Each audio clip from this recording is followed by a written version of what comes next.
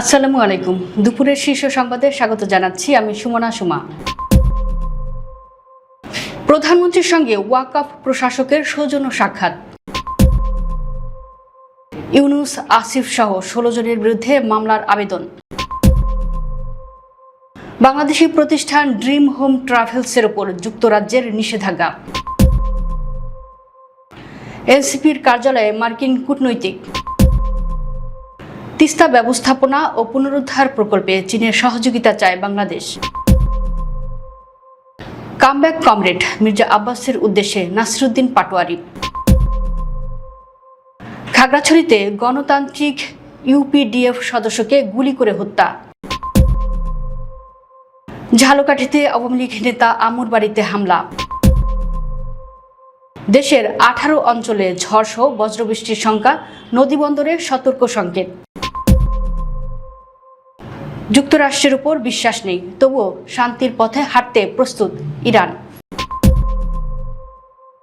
রাষ্ট্রপতি শাসন হলে হোক, ওরা আমাকে বরখাস্ত করুক মমতা। কুমিরের পেট থেকে নিখোঁজ হোটেল মালিক, মিলল 6 জোড়া জুতা। শুনছিলেন শিরোনাম, এবার বিস্তারিত। প্রধানমন্ত্রী তারেক রহমানের সঙ্গে সৌজন্য সাক্ষাৎ করেছেন বাংলাদেশ ওয়াকফ প্রশাসক শাফিজ উদ্দিন আহমেদ। বৃহস্পতিবার সকালে প্রধানমন্ত্রীর কার্যালয়ে এই সাক্ষাৎ অনুষ্ঠিত হয়। সাক্ষাৎকালে প্রধানমন্ত্রীর কাছে ওয়াকফ প্রশাসনের বর্তমান কার্যক্রম এবং দেশের ওয়াকফ সম্পত্তি ব্যবস্থাপনার সার্বিক চিত্র তুলে ধরেন ওয়াকফ প্রশাসক। এ সময় প্রধানমন্ত্রী ওয়াকফ সম্পত্তির সঠিক রক্ষণাবেক্ষণ এবং এর আয় থেকে জনকল্যাণমূলক কাজের পরিধি আরও বাড়ানোর বিষয়ে গুরুত্বপূর্ণ দিক নির্দেশনা প্রদান করেন। এ সময় ধর্ম বিষয়ক মন্ত্রণালয়ের মন্ত্রী শাহ মোফাজ্জল হোসেন কায়কোবাদ, শামীম কায়সাল লিংকন এমপি এবং ধর্ম সচিব মুন্সি আলাউদ্দিন আল আজাদ উপস্থিত ছিলেন। রাজধানীর উত্তরায় মাইলস্টোন স্কুল অ্যান্ড কলেজে বিমান দুর্ঘটনায় শিক্ষার্থীদের নিহতের ঘটনায় সাবেক প্রধান উপদেষ্টা ডক্টর মোহাম্মদ ইউনূস ও অন্তর্বর্তী সরকারের সাবেক আইন উপদেষ্টা ডক্টর আসিফ নজরুল সহ 16 জনের বিরুদ্ধে মামলা দায়েরের আবেদন করা হয়েছে। বৃহস্পতিবার সকালে ঢাকার মেট্রোপলিটন ম্যাজিস্ট্রেট আরিফুল ইসলামের আদালতে মামলাটির আবেদন করেন নিহত শিক্ষার্থী ঐক্য সাইং মারমার বাবা উষা ইমং মারমা। এ সময় আদালতে বাদীর জবানবন্দি রেকর্ড করে আদেশের জন্য অপেক্ষমান রাখেন। বাদীপক্ষের আইনজীবী AKM শারিফুদ্দিন এ তথ্য নিশ্চিত করেন। 2025 সালের 21 জুলাই উত্তরার দিয়াবাড়িতে মাইলস্টোন স্কুল অ্যান্ড কলেজে বিমান বাহিনীর একটি যুদ্ধ বিমান বিধ্বস্ত হয়। এতে 36 জন নিহত হন, এর মধ্যে 28 জনই শিক্ষার্থী। ওই ঘটনায় বিমানের পাইলট লেফটেন্যান্ট মোহাম্মদ তৌকির ইসলামও নিহত হন। অবৈধ মানব পাচারের দায়ে যুক্তরাজ্য ভিত্তিক বাংলাদেশি প্রতিষ্ঠান dream home travels and tours লিমিটেডের উপর ব্রিটিশ সরকার কঠোর নিষেধাজ্ঞা আরোপ করেছে। এটি প্রথমবারের মতো যুক্তরাজ্যের পক্ষ থেকে কোনো বাংলাদেশি মালিকানাধীন প্রতিষ্ঠানের উপর এ ধরনের ব্যবস্থা। নিষেধাজ্ঞা বৈশ্বিক অনিয়মিত অভিবাসন ও মানব পাচার নিষেধাজ্ঞা বিধিমালা 2025 অনুযায়ী নেওয়া হয়েছে। যুক্তরাজ্যের পররাষ্ট্রমন্ত্রীর এক বিবৃতিতে বলা হয়, প্রতিষ্ঠানটি প্রতারণার মাধ্যমে বাংলাদেশি নাগরিকদের নিয়োগ দেয় এবং তাদের ভয়াবহ শোষণের সম্মুখীন করে। জাতীয় নাগরিক পার্টি এনসিপির কার্যালয়ে দলের মুখপাত্র আসিফ মাহমুদ সজীব ভুঁইয়ার সঙ্গে সৌজন্য সাক্ষাৎ করেছেন ঢাকাস্থ যুক্তরাষ্ট্র দূতাবাসের পলিটিক্যাল অফিসার জেমস স্টুয়ার্ট। বুধবার সন্ধ্যায় বাংলা মোটরে দলের অস্থায়ী কেন্দ্রীয় কার্যালয়ে বৈঠকে দেশের সামগ্রিক পরিস্থিতি এবং ঢাকা ওয়াশিংটন দ্বিপক্ষীয় সম্পর্ক আরও জোরদারের উপর গুরুত্বারোপ করা হয়। আলোচনার বিষয়ে দলটির ভেরিফাইড ফেসবুক পেজে জানানো হয়েছে, বৈঠকে দেশের বর্তমান সামগ্রিক পরিস্থিতি নিয়ে আলোচনা এবং বাংলাদেশ যুক্তরাষ্ট্র দ্বিপাক্ষিক সম্পর্ক আরও জোরদার করার উপর গুরুত্বারোপ করা হয়। সাক্ষাৎকালে যুক্তরাষ্ট্র দূতাবাসের assistant political specialist Mohammad Iqbal Mahmud উপস্থিত ছিলেন। অন্যদিকে এনসিপির পক্ষ থেকে দলের কেন্দ্রীয় কমিটির সদস্য আয়মান রাহাত বৈঠকে অংশ নেন। বৈঠক শেষে আসিফ মাহমুদ সজীব ভুঁইয়া দূতাবাসের প্রতিনিধি দলকে এনসিপির কার্যালয় ঘুরিয়ে দেখান। তিস্তা নদীর সমন্বিত ব্যবস্থাপনা ও পুনরুদ্ধার প্রকল্পে চীনের সম্পৃক্ততা ও সহায়তা চেয়েছে বাংলাদেশ। একই সঙ্গে দুই দেশ তাদের বিস্তৃত কৌশলগত সহযোগিতামূলক অংশীদারিত্ব আরও জোরদার করার প্রতিশ্রুতি পুনর্ব্যক্ত করেছে। স্থানীয় সময় বুধবার 6 মে বেইজিংয়ের দিয়াও ইউতাই স্টেট গেস্ট হাউস বাংলাদেশের পররাষ্ট্রমন্ত্রী ডক্টর খলিলুর রহমান ও চীনের পররাষ্ট্রমন্ত্রী ওয়াং ইংয়ের মধ্যে দ্বিপক্ষীয় বৈঠকে এই বিষয়ে আলোচনা হয়। পরে এক যৌথ সংবাদ বিজ্ঞপ্তিতে একথা জানানো হয়।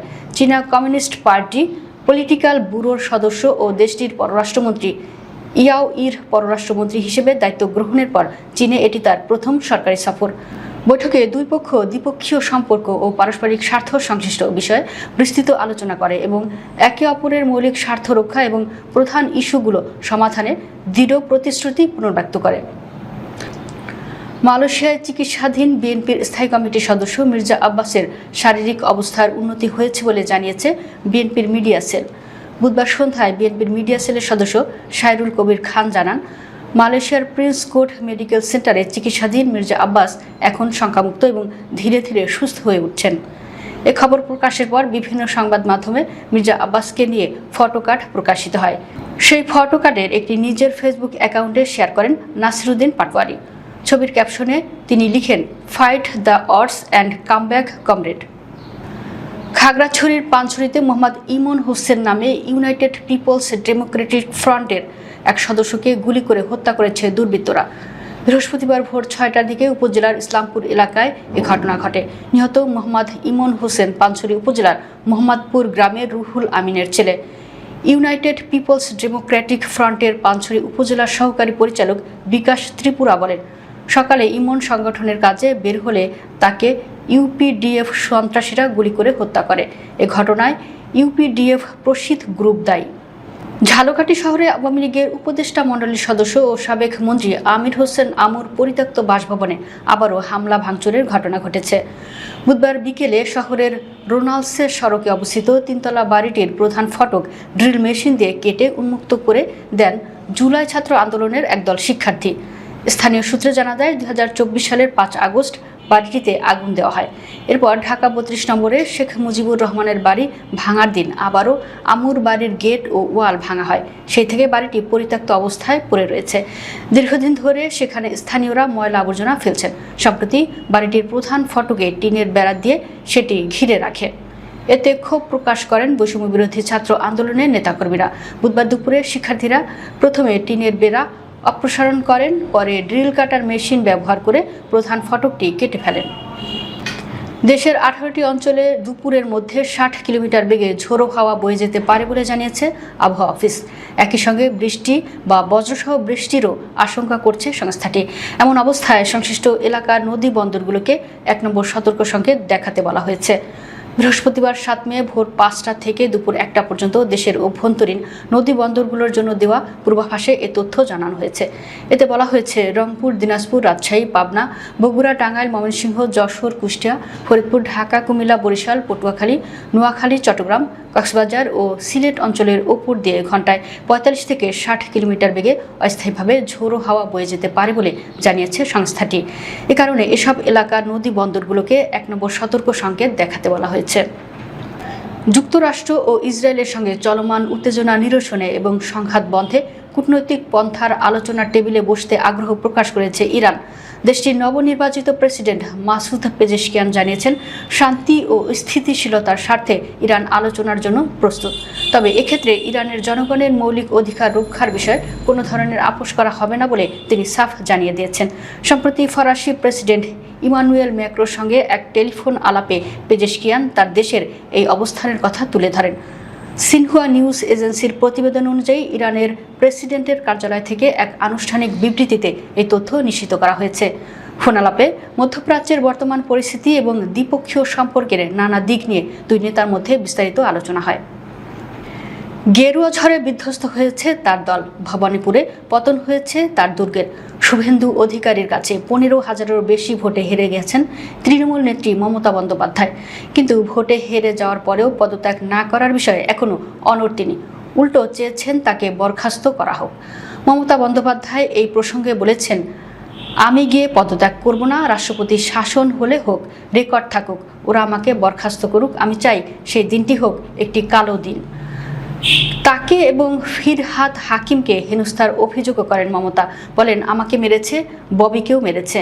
আমাদের এখানে হারানো হলেও দিল্লিতে আমাদের পরবর্তী লক্ষ্য, ইন্ডিয়া জোট একসঙ্গে লড়াই করব। দক্ষিণ আফ্রিকার কুমাতি নদীতে নিখোঁজ এক হোটেল ব্যবসায়ীর দেহাংশ উদ্ধার হয়েছে একটি বিশাল আকৃতির কুমিরের পেট থেকে। উদ্ধারকারী দলের এক সাহসী অভিযানের পর এই চাঞ্চল্যকর তথ্য সামনে আসে। নিহত 59 বছর বয়সী গাব্রিয়েল বাতিস্তা স্থানীয় একটি হোটেলের মালিক ছিলেন। গত সপ্তাহে বন্যার স্রোতে ভেসে যাওয়ার পর থেকেই তিনি নিখোঁজ ছিলেন। এরপর কয়েকদিন ধরে কুমির অধ্যুষিত নদীতে তল্লাশি চালায় উদ্ধারকারী দল। অভিযান চলাকালে একটি প্রায় 15 ফুট লম্বা কুমিরকে অস্বাভাবিকভাবে স্থির অবস্থায় পড়ে থাকতে দেখে সন্দেহ হয় উদ্ধারকারীদের। পরে হেলিকপ্টারের সহায়তায় কুমিরটিকে নদী থেকে তুলে আনা হয়। জানা গেছে কুমিরটির অতিরিক্ত খাওয়ার কারণে এতটাই ভারী হয়ে পড়েছিল যে নড়াচড়া করতে পারছিল না। পরবর্তীতে কুমিরটিকে হত্যা করে তার পেট কেটে দেখা হলে ভেতর থেকে দুটি বিচ্ছিন্ন হাত, পাঁজরের হাড়ের অংশ এবং মাংসপিণ্ড উদ্ধার করা হয়। ধারণা করা হচ্ছে এগুলো নিখোঁজ ব্যবসায়ীর বাতিস্তার দেহাংশ। দর্শক, ভিডিওটি শেষ পর্যন্ত দেখার জন্য আপনাকে অসংখ্য ধন্যবাদ। নিত্য নতুন ভিডিও পেতে আমাদের ইউটিউব চ্যানেলটি সাবস্ক্রাইব করুন এবং নিয়মিত নোটিফিকেশন পেতে বেল বাটনটি ক্লিক করুন। আমাদের ফেসবুক পেজটি ফলো করুন। এছাড়াও আমাদের ভিডিও লাইক, কমেন্ট ও শেয়ার করুন। আল্লাহ হাফেজ।